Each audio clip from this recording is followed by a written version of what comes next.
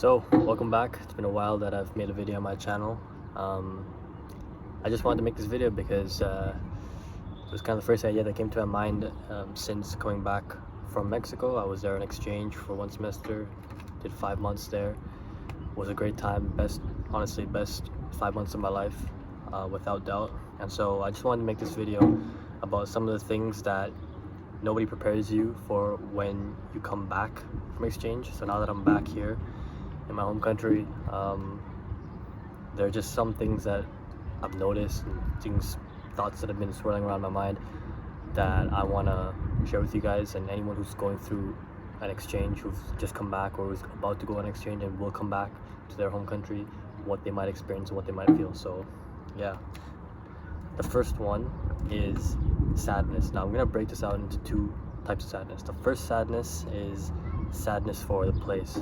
In my case, I went to Mexico. I went to Monterrey, which was where I was studying over there, and sadness for the place, just the people, the food, the music, the language, the vibes.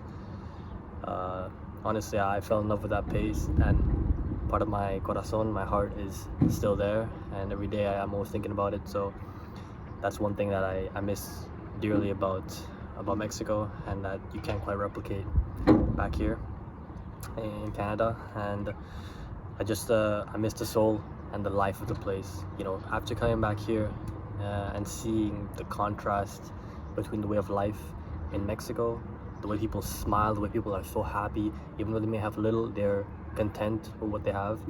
And I see here people have big houses, they have the cars, they have the materialistic side of life, but honestly, they don't look happy to me. And every day that I'm here, that I've come back, I just look at how depressing this place is, and that's been one of the eye-opening things for me coming back here.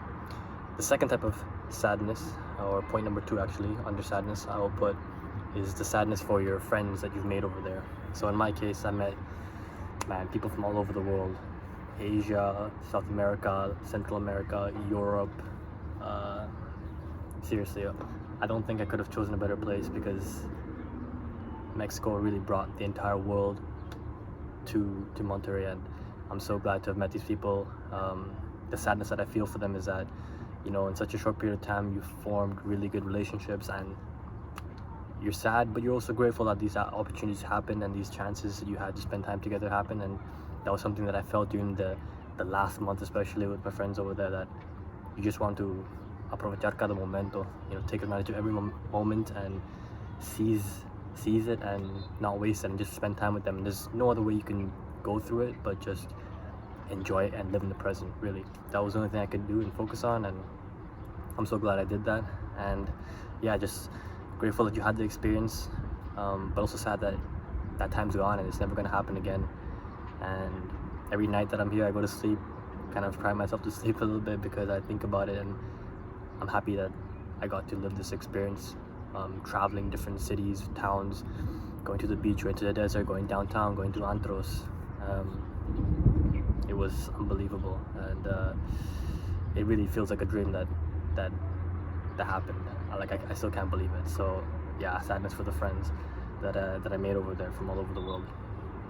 The third point, kind of tying into sadness, is nostalgia. And so every time that I see a picture from my albums on my phone, or listen to music or eat Mexican food, it's always like you're just thinking like, wow, it brings back, you know how smells can really, especially with food, smells can really trigger that sense of nostalgia and bring back things the experiences that you had there. And that's something that really happened, something that I really am grateful for. And every time that I'm thinking about it, whenever I look at those photos, it's nostalgic, super nostalgic. And it's kind of a bad habit actually to look back and always think about it. But I mean, coming back in the first month here, it's kind of been hard to avoid that. And so nostalgia is number 3 of my points. The fourth one, which I think is a huge one, and something that I've really felt since coming back, is the loneliness. Now, don't get me wrong, 5 months there, 100% there were periods where are times I felt lonely there, but it's a different type of loneliness because I worked so hard to get there, and the the whole process to get to Monterey was, I mean, hectic. That could make a separate video for that. But basically, in a short summary, was that 3 times my exchange got cancelled, but then I had to email back and forth and fight for it. And eventually, when it came true, it was unbelievable that I was going to go there. And so, you know, that was hard to get there. But even when I was there, the loneliness that I felt was different, because it was, you know, you made it. It was your dream. You achieved it. So you can feel sad, but you can also feel much more happier because you achieved something from your dreams. But especially since coming back, the loneliness is a bit different. 5 points that I want to go through is really not having anybody close to me, like within my friend circle here, that you can talk to about this and listen to the stories, listen to my stories, my perspectives, and really just sit there and listen. You know, the listening is a skill that's kind of dying these days, that people don't listen so much deeply, and I feel like nobody really understands what I went through. The experiences that I shared there is something that I kind of feel lonely about. Even with my family, at times it's kind of difficult because they expect me to just bed in and settle in after 5 months of living there, and it's not so easy. You know, I'm a big football fan, and I always think of like players whenever they transfer to clubs. You know, people think, oh, they should hit the ground running, but people don't understand it's you going from a different country, new language, a new culture. It takes time, and it's the same thing. Even though I've lived here most of my life, it's kind of a reverse culture shock, which is something I'm going to get to in the next few points. That it's just a different kind of emptiness. You come back, you experience such a high of highs, and now you're back to normal. And so it's going to take a while for your mind, for your brain to just get used to kind of a more mundane life here in Canada. And so that's kind of emptiness that you feel inside. And also another type of loneliness is that the friend groups that like I was with there and here, completely different perspectives, completely different way of viewing life, enjoying life. Things I could do with them I can't really do here. Of course, some of those are limitations in the environment that we live in here. You know, everything is kind of expensive here, distance, all that. But even now coming back, I just don't feel like I'm on the same wavelength as some of the people, my old friends here, and that's kind of sad, but I'm okay with it because I know I've kind of I've definitely grown in this period of time, and I've moved on, and I understand that. And it's kind of about patience, just being patient, that, you know, this is a work in process, and you have to be okay with this kind of loneliness that you feel now. But yeah, definitely the friends aspect, not being on the wavelength, is a huge one that I notice right now. And I feel kind of out of place. You know I feel that when you're in a place with everyone but you still feel lonely. It's kind of what's happening right now, and it's just something I have to get through right now. And another one, my 5th point, was, like I said just now, reverse cultural shock. Now this is something I didn't quite expect, but it's definitely hit me quite hard since coming back, and it's that my view has been completely altered, and it's hard to accept this new reality that I'm living in, because after 5 months, the smells, the noises, the people, the warmth of the people, and then you come back here and the people are a bit more shy, more timid, they don't approach. You know, you can't really go up to someone and start talking to them. It's not the same as in Mexico. Yeah, I also see Canada completely different now. I see this kind of as a, not really like, I mean, to use the word, it's kind of shitty, to be honest. Like North America in general, I look at the people here, they're just always hustling for the money, but where's the true happiness? You know, in Latin America, you see the people on the streets, like, they may be poor and all that, but you really see how they enjoy life. They enjoy life, and that's something I respect about them, that they know how to enjoy the smaller things, the finer things in life. And something I really miss about Mexico, and the people especially, that they have this kind of warmth that you don't feel here with the people. I'm gonna be real, and it's very hard to find that here. And so definitely the reverse culture shock has also played into how fortunate I am here. You know, seeing especially the huge water crisis that's going on in Monterey, if you may be following the news in Mexico. And some of my friends who were living there didn't have water on certain days, and you know, there was kind of a curfew on the water, cutting the water at certain times. the day. And so yeah, it makes you realize like how, first of all, climate change is real, and then the second thing is how fortunate we are here in Canada, where we have really an abundance of water. We don't really even second guess it or second think it.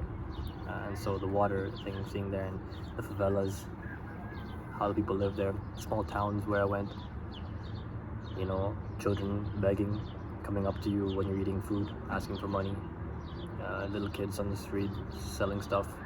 So I'd seen that before when I've traveled in different places in Southeast Asia, but so it wasn't too much of a shock for me. But seeing it again kind of reminds you of how fortunate we are here in the West. The sixth point is the acceptance of a new reality. So kind of tying in with the perspective shift is that, you know, I slowly noticed that even the friends that I made there, it's because of the distance now, the connection is you slowly lose it. And of course, it's kind of like a plant, you gotta water and you gotta put time into these relationships that you build there.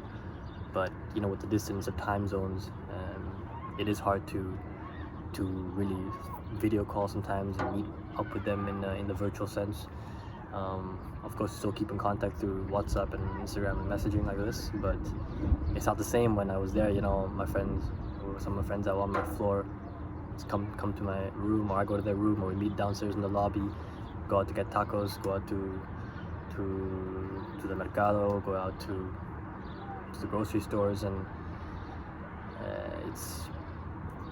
it's different now. The independence also that I had there, completely different now. So definitely something that I miss about them. I have to get used to this new reality, as I was saying. And also, tying on that, I kind of understand that people have to get back to their day-to-day lives and, you know, the way they were living in their respective countries. But it's something that is kind of in the back of my mind, that I don't want to lose those friendships and those relationships that you build with the people there. So yeah, accepting the new reality of their lives and even my life coming back here will take time. Of course, I think it's just a matter of time, but yeah, it's a completely new adjustment for me, put it that way. The seventh point is fear. I'm scared sometimes that I might return to my old days. Something that I notice nowadays is that I'm waking up kind of late, you know, 11 a.m., 12 p.m. It's not good at all. Low-key, maybe some kind of like post-travel depression. I've kind of read about it, that people who go on these travels and to come back, they go through this kind of cycle, and it's kind of what I'm feeling right now. But fear of that, fear also on a personal level. I feel like I grew so much. If I could take away anything from the Mexico experience, was that maybe not so much the educational experience, although that was part of it, but I chose that place because me personally, I have a deep love for the language, Spanish language. I have a deep love for Latino culture and the music and the people, and I just love the place so much, and I really miss it every single day. But when I was there, I really felt I could be myself in a different way that I can't really be myself over here in Canada. And I really loved how confident I became over there. I was more fearless there, you know, with strangers, talking to them, something I wouldn't really do here because I consider myself more of an introvert, something I wouldn't really do so much here, but something that I really got to do and was fearless of in Mexico, even in a foreign language. It was, I mean, even I kind of shocked myself with that. And so I'm scared of that, scared of I may lose I won't lose it completely, of course, but the language, like, you're not going to be able, it's not the same environment to practice and speak to people on an everyday basis, you know. Going to the stores here, I kind of have to trick myself and tell myself I'm back here in Canada and I can't speak Spanish, you know, because my mind had become so conditioned that whenever I go to a restaurant, a taqueria, a grocery store, I'm always ready to answer and speak in Spanish. But here I had to catch myself a couple of times to stop myself from doing that. And so yeah, that's another fear, the language aspect. Another fear is you lose touch with friends, as I mentioned before. You go distant. You don't lose touch with them, you just go distant. I think that's probably the word to use, but it's kind of like going back to the acceptance of reality aspect. You gotta accept it, but you have to also try and flower like a plant, like water that relationship and try to keep it going and keep it strong. And I know it's not impossible because I learned Spanish this way. I learned Spanish through a WhatsApp friend of mine, and so it really is just a matter of constant communication and putting in the effort to spend time with people. But increasingly it gets harder and harder every single day here in the West, or just in general. I just think people are a bit more, they tend to just focus on their work and they're busy is what they always say, but yeah, that's one thing.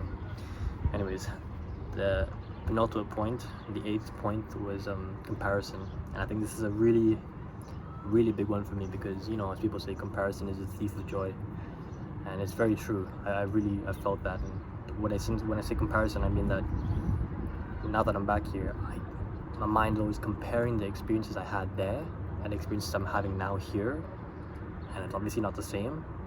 It's completely different, and you have to respect that. But I felt like a different kind of happiness there. Like, honestly, if you ask me, the happiness that I felt there was, I never felt it before. Honestly, there's a lot of factors that tie into that, but the experiences, the people, the places I went to, the strangers you meet, the warmth of the people, I mean, so many factors, tiny factors, but they all make a difference. Even the cities, it's a bit rough, if you want to use that word, but I like it. I like how it's kind of dirty, maybe a little bit more, not so clean, not so sterilized, but it has a soul, it has a life, it has a different kind of ambience, a different kind of vibe to it that you don't find here in the West at all. Maybe certain parts, but in general, you don't find it here. And so that comparison, that it's never going to be the same, is something I have to really get my mind to accept. And it's not easy, but day by day I just take it and get used to it. But yeah, just that feeling of comparison, that is the feelings that I felt there, I'm never gonna feel that. Those times, those memories with the people I spent there, you're not gonna get it back. That time, you're not gonna get it back ever again. But I'm grateful that I got to experience that. But it's just a fact of reality, a fact of life, that things come and go, and you have to accept the history of what's happened and move on. You can only look forward. I mean, that's the only way to stay positive and not get too caught up with these things, is to look forward to the next goal and the next task, which is something I'm working on. Especially because this was a dream of mine for 2 years, to go to Mexico during the pandemic, working hard on my courses to ensure I had the grades to go there. Now it's a new chapter. I think that's the word I always use myself. It's a new chapter, a new perspective that I have to go through, a new shift, and I gotta set new goals and new ambitions. But I'm glad I achieved that, and it's really, for me, it feels that when you put your mind to certain things, if you really want it, it's 100% possible. And it's only possible when you truly believe in yourself and truly want it so bad. So I think that's something you gotta have a big lesson that I've learned in the whole experience. But yeah, comparison, number 8. And number 9, the final point that I want to make, is a term that I learned from one of my friends there, who was Brazilian. They have a word in Portuguese which is saudade, and saudade is a type of nostalgia, but that word doesn't exist in English. It's kind of like a nostalgia for the people, and it's a feeling of real love for the place, real, you long for the place, you're missing the place so much, or the people, whatever it may be. And so I guess no one prepares you for the saudade, the nostalgia, the feeling that you're gonna have when you come back, the connection that you have still in contact and remaining with the place that you were in. And so for me, it's something that I'm always always in the back of my mind, that I always feel that that Mexico is, even though I'm away from it, it's still inside me.